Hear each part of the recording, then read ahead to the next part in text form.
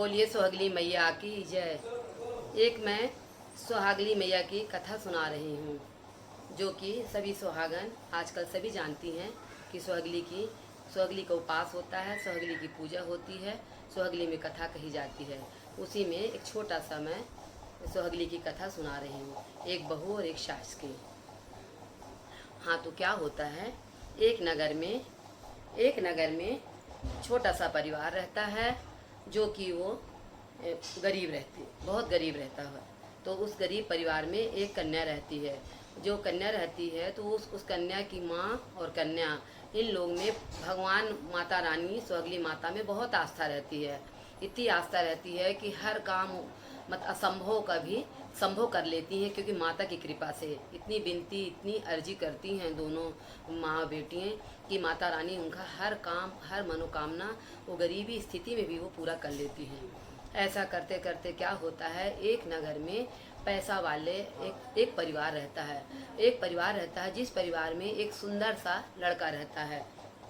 जो सुंदर सा लड़का रहता है तो वो कभी उस लड़की के गांव में घूमने जाता है। जब वो घूमने जाता है, उनके कोई रिश्तेदार रहते हैं वहाँ। जब वो घूमने जाता है तो वहाँ उसकी मुलाकात उसी लड़की से होती है। कहीं सुहागली उन्हीं के जहाँ जाता है रिश्तेदारों में, वहाँ सुहागली होती रहती है। तो वो उस सुहागली में उसकी माँ आती है। माँ आती है, साथ में वो लड़की भी आती है, क्योंकि लड़की की आस्था सुहागली माता में बहुत रहती है। तो जब लड़की जहाँ भी जाती है माँ, वो लड़की भी साथ में जाती है कि माँ मैं बैठे रहूँगी, माता रानी का स्मरण करूँगी, माता रानी की कहानी सुनूंगी। कहती ठीक बेटा चलो। ऐसा करते करते काफ़ी दिन हो जाता है, लड़की अच्छी जवान हो जाती है। अब वो लड़का जो यहाँ आता है, जिनके यहाँ सुहागली होती है, तो वहाँ वो लड़का उस लड़की को देखता है। जब देखता है तो वो लड़का उसके ऊपर मोहित हो जाता है, और जहाँ जिसके घर आता है उससे कहता है चाची ये लड़की कौन है। तो कहते कहते बेटा ये लड़की एक पड़ोस की लड़की है। और तो कह किस जात की? जात तो अपने ही है, जो आप हो हम हैं वही जात की है। मगर वो क्यों बेटा, क्यों ऐसा कह रहे हैं, क्यों पूछ रहे हैं? तो कहता है कि चाची मेरे को ये लड़की बहुत पसंद आ गई है, ये लड़की मेरे को बहुत पसंद आ गई। तो कहे बेटा कहाँ वो गरीब घर है और आप लोग पैसा वाले हो। तो कभी सपना भी मत सोचना, ऐसा होगा ही नहीं, ना आपके माँ बाप करेंगे और ना इन लोग की भाई मतलब इतनी स्थिति तो अच्छी नहीं है कि जो तुम्हारे यहाँ कभी सपना देखें करने के लिए। तो कहता है कि नहीं चाची मेरे को लड़की भाग गई है और मैं तो शादी इसी से करूँगा, तो आप लोग मेरे माता पिता से बता देना। तो कहता है कि वो कहती कि चलो ठीक है, बोल दूँगी, जाओ बेटा अपने घर जाओ, मैं आऊँगी किसी दिन तो धीरे से बताऊंगी। कहते ठीक है। अब वो लड़का वो उस लड़की के इंतज़ार में बैठा रहता है, हरदम वे देखता रहता है रास्ता कि कब मेरी चाची आए, कब मेरी चाची आए, कब यहाँ बात वो चलाए शादी ब्याह की मेरी माँ बाप से। तो ऐसा करते करते एक दिन चाची वहाँ आ जाती है।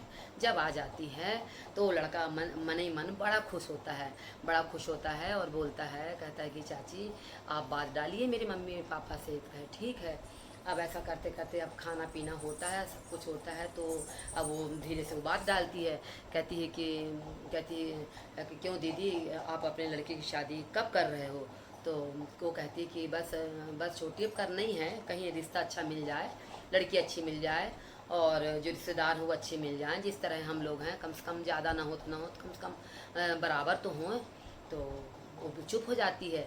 चुप हो जाती तो कहती है कि दीदी ऐसा ना करो कि लड़की सुंदर हो तो कर दो, पैसा तो आपके यहाँ माता रानी बहुत दी हुई हैं। तो वो कहती कि नहीं भाई बिना पैसे की शादी नहीं होगी। अब एक लड़का हमारा है तो ऐसा थोड़ा कि हम किसी ऐसे गरीब घर की लड़की ले आए सुंदर के कारण।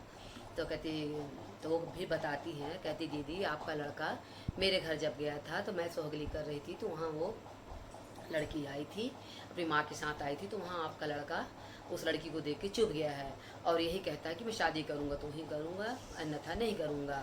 उसी के कहने में दीदी मैं यहाँ आई हूँ। तो वो बोलती है, कहती कि अरे तेरे को तो समझाना चाहिए कि शादी तो होगी ही नहीं। तो कहे मैंने बहुत समझाया मगर वो लड़का आपका लड़का नहीं माना, तो मैं उसके कहने के लिए मैं यहाँ पर आ गई हूँ और अब बाकी आप जानो, आपका लड़का जाने कर रहे कि नहीं कर रहे। फिर वो लड़का उनकी बात सुनता रहता है तो आ जाता है, सामने आ जाता है। तो कहते माँ यदि आप नहीं करोगी शादी वहाँ तो मैं कुंवारा ही रह जाऊँगा। तो कहते अरे तो एक लड़का और किस तरह प्रण कर रहा है। तो अपने आदमी से वो चर्चा करती है। जब वो चर्चा करती है तो उस आदमी राजी हो जाता है कि चलो कुछ नहीं होता, भगवान हमको बहुत दिया है, यदि लड़की ये सुंदर है और लड़के को पसंद है, जीवन तो उनको पार करना है, तो चलो अपन ब्याह लाते हैं। तो अब वो माँ उसकी जो रहती है तो बड़ी लालचीन रहती है। अब कैसो मैसे लड़का के कहने में, पिता के कहने में शादी तो हो जाती है।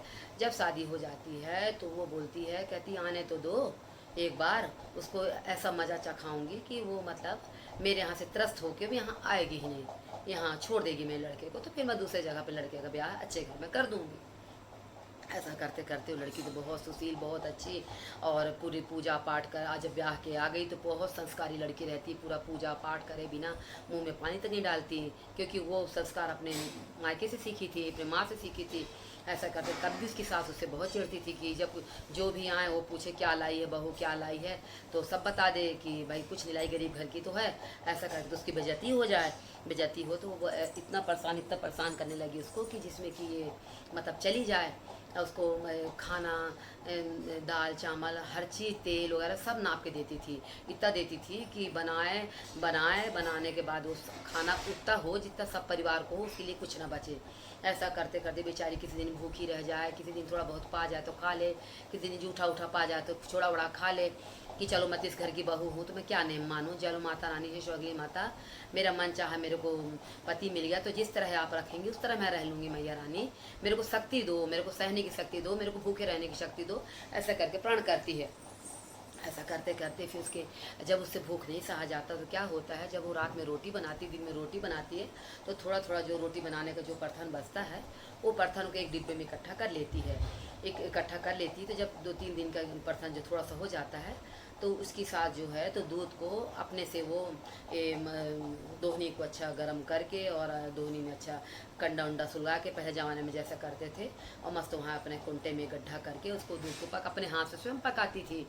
ऐसे तो अब वो बेचारी दिमाग लगाती है, यदि मैं आग जलाती हूँ और अपने लिए रोटी का ये आटे से रोटी बनाती हूँ, चाहे कहीं बन जाए आधी बन जाए तो तब भी जान जाएगी सास, तो मेरे को डांटेंगी मारेंगी कि तू इस तरह करती है, तेरा पेट नहीं भरता। और वो तो मैं ही जानती हूँ कि मेरे को कुछ भी नहीं मिलता, किसी दिन मिलता है किसी दिन नहीं मिलता, मैं भूखी रह जाती हूँ।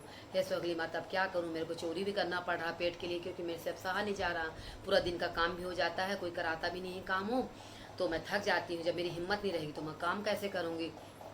हे माता है सुहागली मैया, आप मेरी ये चोरी को आप माफ़ करिएगा माता रानी, मैं बड़ी मजबूरी में करें क्योंकि मेरे से भूखा नहीं रहा जा रहा।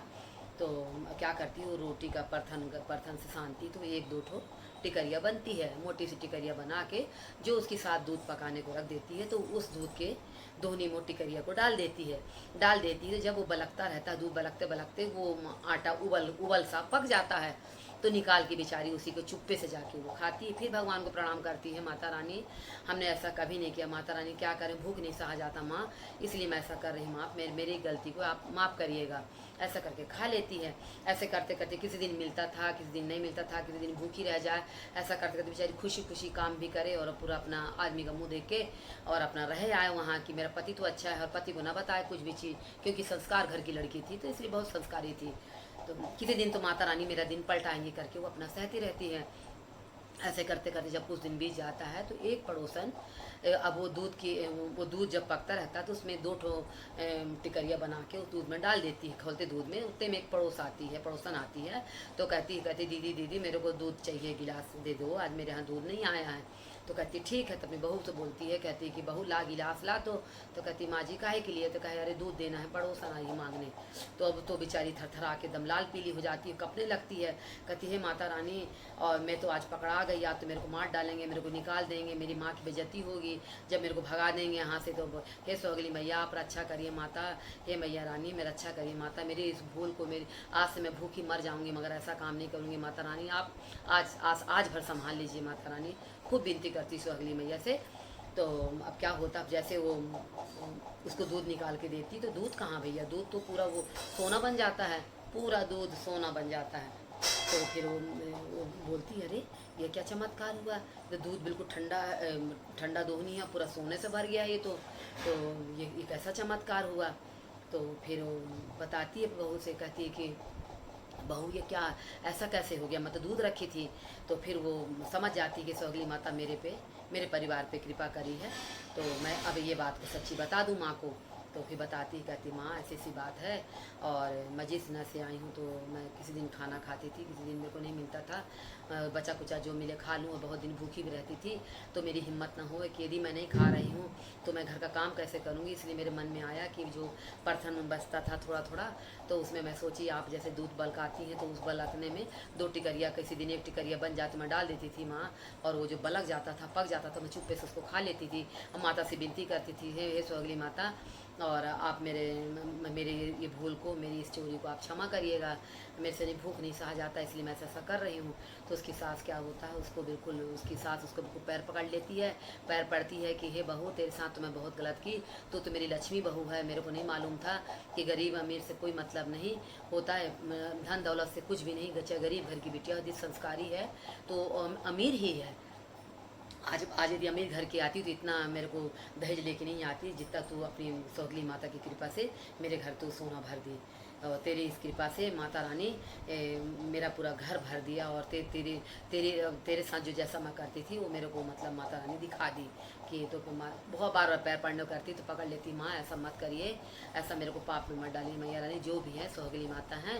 तो कहती बता बेटा क्या सोहगली माता है, कैसी सोहगली माता है, तो पूरी वो बताती हैं कि अम्मा जी सुहागली माता होती हैं, जो जिसमें कि 7 सुहागन 14 सुहागन को न्योता दिया जाता है, चना गुड़ खिलाया जाता है, खोबे का मीठा खिलाया जाता है, और न्योता दिया जाता है सब सुहागिनी औरतों को, और मस्त उनका पूजा होता, पाठ होता है, हवन होता है, आरतियाँ होती हैं। उसके बाद सब सुहागे उसको ग्रहण करके अपने अपने घर जाती हैं, और जो जिसका काम नहीं होता तो माता रानी को आप सौंप दीजिए माँ, तो वो काम माता रानी सुहागली माता को करना ही पड़ता है। तो कहती है अरे बहू ये तो बहुत अच्छी बात तू बताई, तू तो बहुत संस्कारी है, जा तू पूरे गांव को निमंत्रण दिया। तो खुद अपनी बहू को भेजती, साथ में जाती है और पूरे गांव को निमंत्रण दे देती है, और खूब जी खोल के सुहागली करती है, और अपनी बहू की बहुत बड़ाई करती है, सोना चांदी से ला देती है इसको, और उसको बिल्कुल लक्ष्मी मानती है। हे माता रानी, जैसे उस बेटी की आप सुने हो माता रानी, उसी सभी की सुनिए, सभी बेटी की, सभी माताओं की, सभी बहनों की, सबकी सुनिए माता रानी, कभी किसी को कष्ट मत दीजिए माता रानी, सत्य मार्ग में सबको चलाइए, और ऐसी ही आपकी पूजा होती रहे, और हमारी आस्था आप में रहती रहे। बोली सुहागली मैया की जय, आदि शक्ति सुहागली माता की जय। बोली सुहागली मैया की जय, बारंबार जय, 7 बार जय, बोली सुहागली मैया की।